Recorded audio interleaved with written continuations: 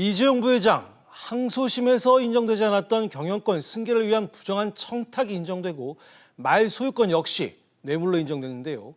뇌물 액수가 늘면서 또다시 구속의 갈림길에 섰습니다. 이번 대법원 판결에 대한 각계 반응과 향후 재판을 전망해 보겠습니다. 자, 서 기자, 먼저 뇌물 액수가 늘어나서 삼성으로선 상당히 지금 부담일 텐데, 이에 대한 삼성과 재계 반응은 어떻습니까? 네, 먼저 삼성전자를 살펴보겠습니다. 이 판결이 나온 지 10분도 안 돼서 공식 입장을 냈습니다. 네. 삼성 측이 시나리오별로 미리 준비를 해놨다라고 볼 수 있는 대목인데요. 삼성전자는 과거의 잘못을 되풀이하지 않도록 기업 본연의 역할에 충실하겠다면서 삼성이 위기를 극복하고 국가 경제에 이바지할 수 있도록 도움을 달라라고 호소를 했습니다. 네. 지난 2016년 국정농단 사건이 불거진 후 3년간 이 변호인단이 아닌 삼성전자 회사의 이름으로 입장을 낸 것은 처음 있는 일입니다. 네. 그만큼 내부에서 느끼는 위기의식이 엄중하고 또 간절함이 매우 크다는 것으로 해석이 됩니다. 삼성 변호인단은 대법원이 이재용 부회장에게 뇌물공여죄를 인정한 것은 아쉽다고 밝히면서도 최악의 상황은 면했다라고 봤습니다. 들어보시죠. 다음과 같은 점들에 대해서 의미가 있다고 생각합니다. 하나는 형이 가장 무거운 재산 후계 도피죄와 뇌물 액수가 가장 큰 재단 관련 뇌물죄에 대하여 무죄를 확정하였다는 것입니다. 그리고 다른 하나는 삼성은 어떠한 특혜를 취득하지도 않았음을 인정하였다는 것입니다. 네, 전국경제인연합회 등 재계에서는 이번 판결로 인한 삼성의 경영활동 위축은 개별 기업을 넘어서 한국 경제에 크나큰 악영향을 더하지 않을까 우려된다면서 향후 사법부는 이러한 부분을 종합적으로 고려해 주길 바란다라고 요청을 했습니다.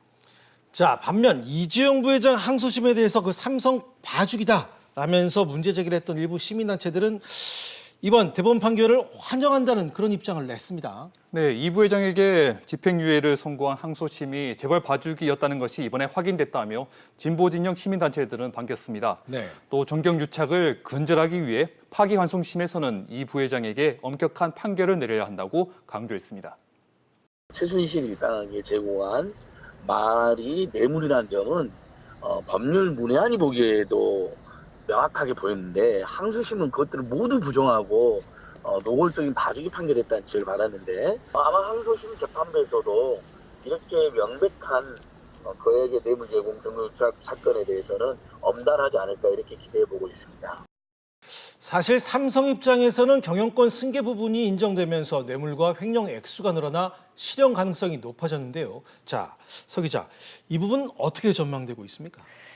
네, 일단 경영권 승계와 말 소유권을 인정을 해서 뇌물 액수가 86억 원으로 늘었습니다. 뇌물은 개인 돈이 아닌 회사 돈으로 지불했기 때문에 횡령 액수도 늘어나서 특가법상 50억 원 이상이면 실형 선고가 가능하기 때문에 여기에 무게가 실리고 있는데요. 변호사 얘기 들어보시죠.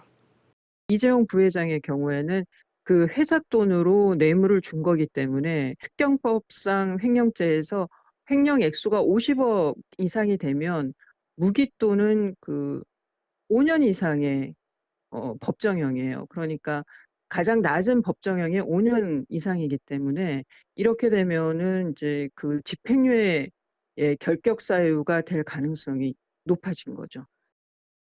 자, 그런데 지금의 경제 상황을 고려해서인지 그 집행유예 가능성 얘기도 벌써부터 나옵니다.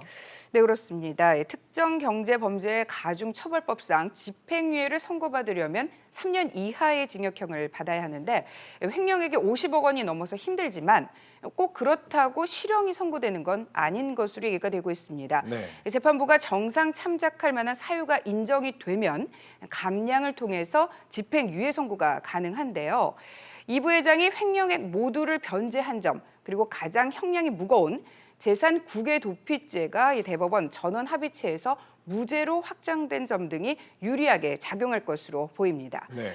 또 박 전 대통령과 최순실 씨에게 뇌물 70억 원을 건넨 혐의로 유죄가 인정됐던 롯데그룹 신동빈 회장도 집행유예를 받았기 때문인데요.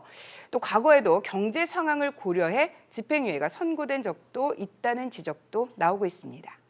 예전에도 이제 삼성 이건희 회장의 경우에 있어서는 그 대법원 파기환송 판결에 의해서 더 높은 형을 이제 선고받게 될 상황이었었는데도 그때 이제 한 1조 원 정도를 사회에 공헌한다 이렇게 약속을 하고 뭐 그런 것들을 이유로 해가지고 집행유예 판결을 받은 전례가 있습니다. 그런 점 때문에 그 당시에도 이제 사법부가 법 앞에 평등의 이념을 제대로 실현하지 못한다 그런 비판들이 많이 있었습니다.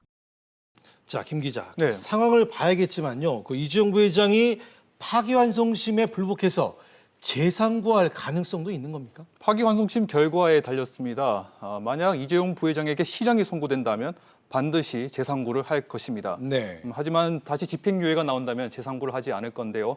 하지만 그럴 경우 검찰이 재상고를 할 것으로 보입니다. 자, 앞서도 잠깐 언급했지만 이번 판결에서 삼성으로선 가장 아픈 부분이 바로 경영권 승계 작업이 인정된 부분일 텐데요. 자, 서 기자. 당장 그 삼성바이오로직스 수사에도 영향을 미칠 것으로 보이는데, 자, 먼저 삼성바이오 수사권이 어떤 건지 간단히 좀 짚고 넘어가죠. 네, 일단 2015년 삼성물산과 제일모직의 합병 당시로 돌아가야 됩니다. 이때 대주주였던 이재용 삼성전자 부회장이 유리한 위치에 놓일 수 있도록 삼성바이오로직스, 즉 제일모직의 자회사 가치를 부정하게 끌어올린 것이 아니냐라는 의혹이 이 사건의 핵심입니다. 네. 간단하게 다시 정리를 해보면 2015년 삼성바이오로직스는 종속회사인 삼성바이오에픽스에 대한 지배력을 상실했다고 주장을 했습니다. 이유는 삼성바이오에픽스의 기업 가치가 크게 올라서 공동투자사 겸 콜옵션을 보유한 바이오젠이 삼성바이오에픽스에 대한 지분율을 50%까지 늘릴 가능성이 높아졌다라는 생각 때문이었습니다. 이렇게 지배력을 상실했다고 주장하면서 삼성바이오로직스의 순이익은 2조 원 이상 증가했습니다. 자, 그래서 그동안 검찰 수사 상황은 어떻습니까? 네, 검찰은 지금까지 압수수색만 19번을 실시했습니다. 네. 2015년 삼성바이오로직스의 자회사인 바이오에피스를 종속회사에서 관계회사로 부당하게 변경해 회계 부정을 했는지 이 부분에 대해서 수사를 하고 있는데요. 삼성바이오 측이 지난해 검찰 수사를 앞두고 관련 서류 등 증거 인멸 혐의를 포착하고 삼성전자 임직원 3명을 구속하고 정현호 삼성전자 사업지원 TF 사장, 김태한 삼성바이오로직스 대표 등 전문 경영인에 이어서 이재용 부회장을 정조준하고 있는 상황입니다. 자, 김 기자. 네. 이번 그 경영권 승계 작업을 인정한 대법원의 판결로 그 삼성바이오 수사도 좀 활기를 띠겠습니다. 네, 검찰 수사가 힘을 받을 것으로 전망됩니다. 네. 검찰은 이 부회장을 제일모직 삼성물산 합병회사의 최대 주주로 만들기 위해 삼성바이오가 분식 회계를 저질렀다고 보고 있는데요. 네. 이번 대법원 판결이 검찰 주장을 뒷받침한다고도 해석할 수 있습니다. 네. 대법원은 그 삼성 이재용 부회장의 경영권 승계 작업이라는 것들은 최소한의 비용을 들여서 삼성그룹의 경영권에 있던 지배를 확보하기 위한 작업이다 이렇게 인정을 했고요. 삼성 바이오로직스도 그런 경영권 승계 작업의 일환으로 이루어진 것이기 때문에 수사에 좀 더 탄력을 받게 되지 않을까 생각합니다.